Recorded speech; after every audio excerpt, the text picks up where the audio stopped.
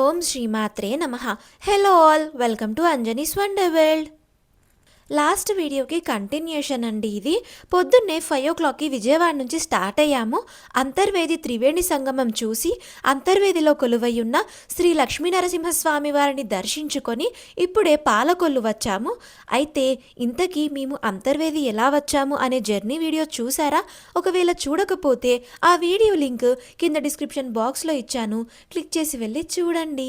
అలాగే వీడియో ఎండింగ్లో ఈ ట్రిప్కి సంబంధించిన ఫొటోస్ అటాచ్ చేశాను, చూడండి. మేము ఈ ట్రిప్కి మోంతా తుఫాన్ కంటే ముందు వెళ్ళాము. ఆలయ ప్రాంగణం చూస్తూ ఇక్కడి స్థల పురాణం చెప్పుకుందాము. అయితే మేము 50 రూపీస్ టికెట్తో అంతరాలయ దర్శనం చేసుకున్నాము. దీని ద్వారా స్వామివారిని దగ్గరగా దర్శించుకోవచ్చు. ఆంధ్రప్రదేశ్ రాష్ట్రంలో పంచారామాలుగా ప్రసిద్ధి చెందిన 5 పుణ్యక్షేత్రాల్లో ఒకటైన క్షీరారామం పాలకొల్లులో ఉంది. పాలకొల్లు ఆంధ్రప్రదేశ్ రాష్ట్రంలోని పశ్చిమ గోదావరి జిల్లా మండల కేంద్రం. మహాభక్తుడైన ఉపమన్యుడు ఈ ప్రదేశంలో క్షీరాన్ని పొందడంతో ఉపమన్యుపురమని, పాలకొలను అని పేర్లు వచ్చాయంటారు. పాలకొలను అనే పేరు జన వ్యవహారంలో పాలకొల్లు అయింది. దర్శనం పూర్తయింది. ఇక్కడి శివలింగం చిక్కని పాలవలే తెల్లగా మెరుస్తూ భక్తులకు కనువిందు చేస్తూ ఉంటుంది. శ్రీ మహావిష్ణువుచే శివలింగం ప్రతిష్ఠించబడిన ఈ పుణ్యక్షేత్రానికి విష్ణుమూర్తే క్షేత్రపాలకుడు.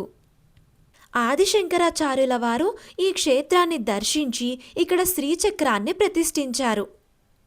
ఇక్కడి శివలింగం పై భాగం మునదేలి ఉండడం వలన ఇక్కడి స్వామివారిని కొప్పు రామలింగేశ్వరుడు అని కూడా పిలుస్తారు. ఇక్కడ రుణహార గణపతి ఆలయం కనిపిస్తుంది. ఈ రుణహార గణపతిని దర్శించడం వల్ల అప్పుల బాధ నుండి బయటపడడం జరుగుతుందని భక్తులు భావిస్తూ ఉంటారు.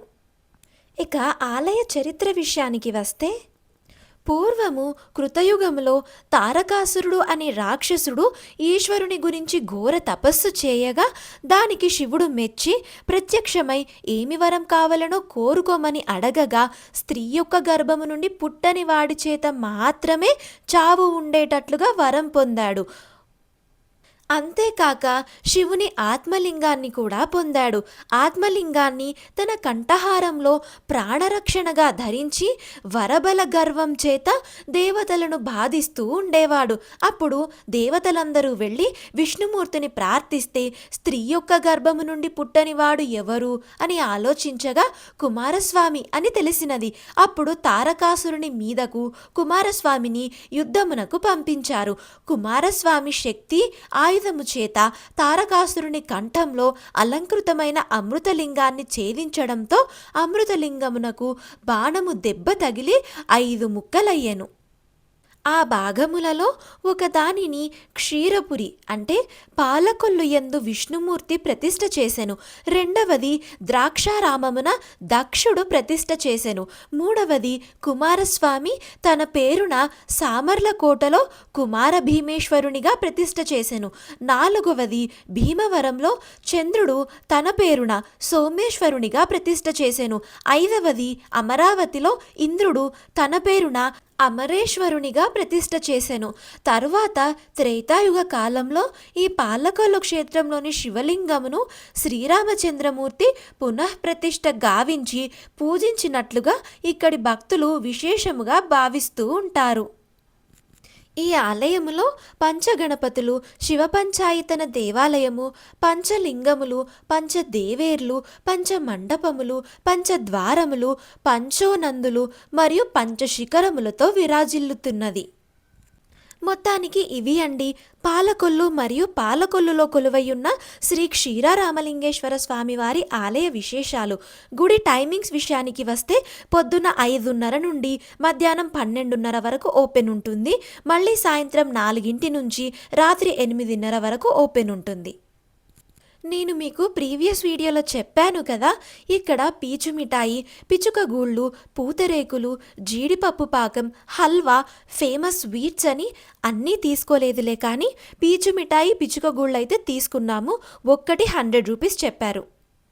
మేము అంతర్వేదిలో దర్శనం చేసుకొని పాలకొల్లు రీచ్ అయ్యేసరికి టీ టైం అయింది. గుడి పక్కనే వేడివేడిగా క్యాప్సికం బజ్జీ వేస్తున్నారు. ఇంకా ఈ బజ్జీలని టేస్ట్ చేసి టీ తాగి మళ్ళీ బయలుదేరాము. ఇక్కడి నుంచి పంచారామ క్షేత్రాల్లో ఇంకొకటైన భీమవరంలో కొలువయ్యున్న భీమేశ్వరుణ్ణి మరియు మావుళ్ళమ్మ తల్లిని దర్శించుకుందామని పాలకొల్లు నుంచి భీమవరం వెళ్తున్నాము. ఈ వీడియోకి ప్రీవియస్ వీడియోస్ అలాగే కంటిన్యూషన్ వీడియోస్కి సంబంధించిన లింక్స్ అన్నీ కింద డిస్క్రిప్షన్ బాక్స్లో ఇచ్చాను. Thank you for watching the video. Do like, share and subscribe.